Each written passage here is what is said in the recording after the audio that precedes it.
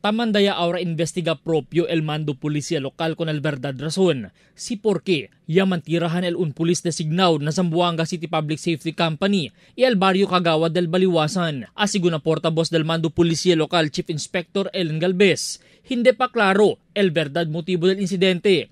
Pero el cosa klaro aquí que el dos mga envuelto mga persona conocido como kada SPO4 Abdurrahman Estino y Kagawad Benhur Arabani tiene agravio personal a uno y otro. For now, talya kita na anggulo de tiene sila personal rabiyahan, personal grudge. Amo ta sali na diaton investigasyon. Kasi kita mas ondo investigasyon si pakilaya yaginda na este suceso. And we will also see and check the background, of course, del diaton police. Irido el dos mga persona. Después sila yaman tirahan alas 11 anoche ali parte na Baliwasan Seaside. Después que alagawmente, ya ase kakal el pulis con el barrio konsehal. Ya pwede asigun sa el investigador con el mga armas que iguales 9mm pistol. I-service firearm pa del pulis el ya usan insidente.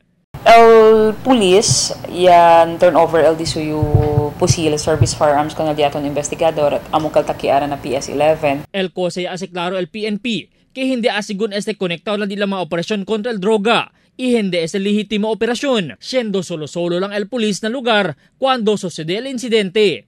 Admitido pa siyempre el dos mga biktima na ospital pero lejos siya asigun na peligro.